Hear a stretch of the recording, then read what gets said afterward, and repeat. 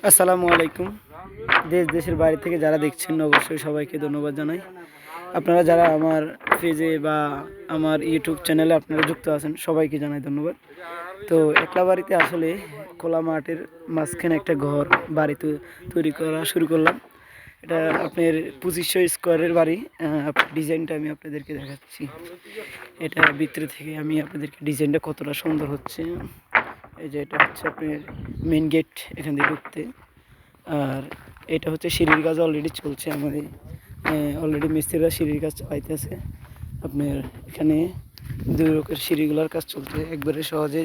আপনি সিঁড়ির কাজটা কোথায় থেকে আপনারা তারা নিচ্ছে আমি জানি না, কতটুকু ভুল বা কতটুকু ভালো। এই যে আমাদের মিস্ত্রিরা যে জিনিসটা একটা ভুল করে সেটা হচ্ছে এটা, এখানে আপনার যে ভ্যানটা, এটা এখানে যে আপনার এটা হুকটা দেওয়া হয়নি, এটা সবচেয়ে বড় ভুল। কারণ এখানে যদি আপনি রডটা হুক দেওয়া হয় তাহলে হয়তো সিঁড়িটা আরও একটু গ্রাউন্ড হয় বা শক্ত হয়, ঠিক আছে না? তো এইগুলো আসলে মিস্ত্রিরা বেশিরভাগই ভুল করে, যে ভুলের কারণে আসলে বিল্ডিংয়ের লাস্টে যায় ক্ষতি হয় বা সমস্যা হয়। কিন্তু মিস্ত্রিরা তো ঠিকই করে যাবে, কিন্তু লাস্টে আপনার যে বদনাম হয় বা বকাটা শুনতে হয় সেটা হচ্ছে কন্ডাক্টরের লিস্টিতে। আপনি তারা মিস্ত্রিরা যে দুই নম্বরই করে সেটা তো তাদের বিষয় না, ভুলটা মূল লাস্টে আপনি কন্ট্রাক্টরে ধরা হয়।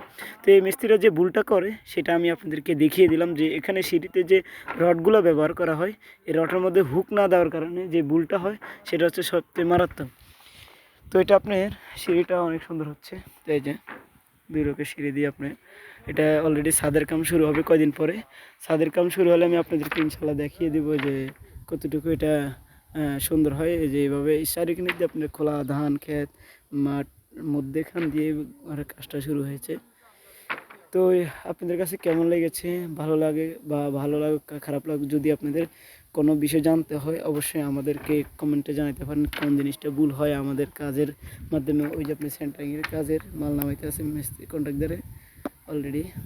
তো দোয়া করবেন যাতে সম্পূর্ণ কাজটা শেষ করতে পারি, সেই প্রত্যাশায় আপনাদের কাছে রয়ে গেল। আসসালামু আলাইকুম।